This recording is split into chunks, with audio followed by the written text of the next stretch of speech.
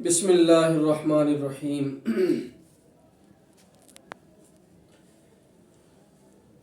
گزشتہ کل تختی نمبر 3 اس کی آدھی مشق کی گئی تھی اور نیچے جو لکھا ہوا ہے مشق اس سے آگے باقی ہے۔ مشق کرانے سے پہلے میری ایک بات جو ہے سارے حضرات یاد رکھیں کہ جس وقت یہ سبق سنا جائے اپنی اپنی جگہوں پہ بیٹھ کر کے، تو بہتر یہ ہے کہ جو تختی چل رہی ہے قاعدہ نورانی سامنے رکھ کر کے سنا جائے، تو انشاءاللہ اس سے فائدہ میرے خیال سے زیادہ ہوگا۔ تو نیچے والی مشق میں ایک بات یہ یاد رکھنی ہے، اساتذہ حضرات کے لیے عرض ہے کہ مشق کراتے ہوئے اس بات کا بہت زیادہ خیال رکھا جائے کہ کسی بھی حرف کو پر کرنے کے لیے اس کے ساتھ والا باریک حرف پر نہ ہو جائے، اور اسی طرح کسی بھی حرف کو باریک کرنے کے لیے اس کے ساتھ والا پر حرف باریک نہ ہونا پائے۔ جیسے مثال کے طور پر داروسا کے اندر دال بھی باریک ہے اور سین بھی باریک ہے اور بیچ میں را پر ہے۔ اب ایسا نہ ہو کہ دال اور سین کو باریک کرنے کے لیے آپ را کو بھی باریک کر ڈالیں۔ اسی طرح خلقہ کے اندر خا یہ بھی پر ہے اور قاف یہ بھی پر ہے، تو ایسا نہ ہو کہ لام کو باریک کرنے کے لیے خا اور قاف کو آپ باریک کر ڈالیں، یا یہ کہ خا اور قاف کو پر کرنے کے لیے آپ لام کو پر کر ڈالیں۔ اس چیز کا خیال رکھا جائے۔ اب آگے انشاءاللہ مشق ہوگی۔ اس مشق میں دراسہ سے لے کر کے سجد تک 3 چیزیں ہیں۔ نمبر 1 روانی پڑھانا ہے، بچوں کو رواں پڑھانا ہے، لیکن روان مع صحت، بالکل تجوید کے ساتھ مشق کرائی جائے۔ جلدی یا ایسے ہی فارملٹی کے حساب سے نہ پڑھائیں، بلکہ تجوید کے ساتھ مشق کرائیں۔ سب سے پہلے روانگی پڑھائی جائے گی دراسہ سے لے کر نیچے تک۔ اب روانگی میں بھی آگے سے 2 چیزیں ہیں۔ ایک تو روانگی سیدھا پڑھانا ہے، دراسہ، ودع، عبد، کسب، دخل، بلغ، وجد، سجد، اور دوسرے پھر نیچے سے الٹا اوپر کی طرف پڑھانا ہے، جیسے دجس، دجو، غلب، لخود، بسک، دبع، عدو، سرد۔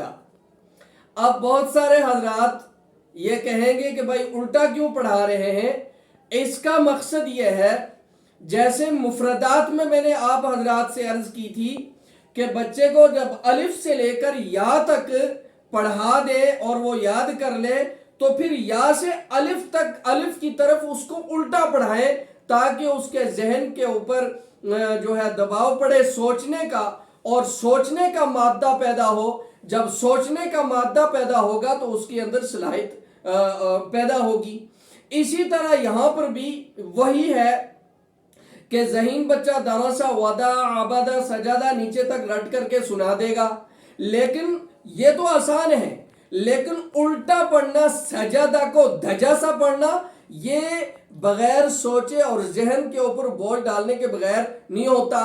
تو سوچنے کی صلاحیت پیدا کرنے کے لیے یہ ایسا کیا جاتا ہے کہ اوپر سے نیچے سیدھا اور نیچے سے اوپر الٹا پڑھائیں۔ یہ تختی نمبر 5 تک ایسا ہی چلے گا، یعنی حروف لین کے اختتام تک، کیونکہ وہاں سے آگے جملے شروع ہو جاتے ہیں اور جملوں کو الٹا پڑھیں گے تو معنی میں خرابی آتی ہے۔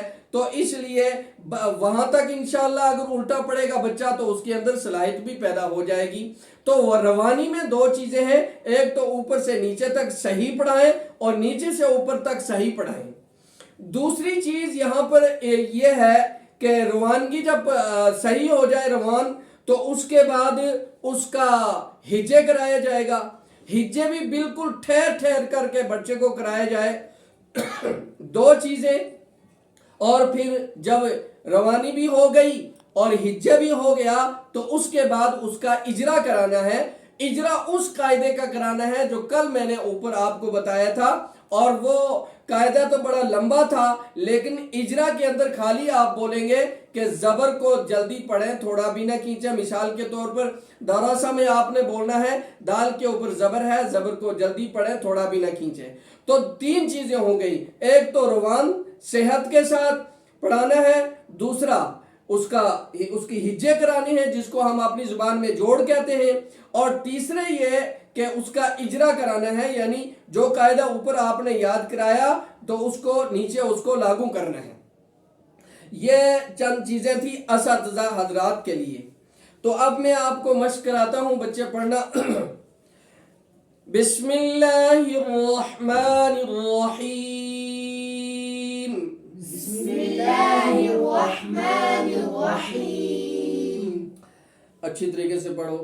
درس درس درس درس ودع ودع واو میں ہون گول کرو. ودع ودع عبد عبد کسب کسب دخل دخل دخل دخل دخل دخل بلغ بلغ وجد وجد سجد سجد دجس دجس دجو دجو غلب غلب لخد لخد بسك بسك دبع دبع عدو عدو سرد. سود.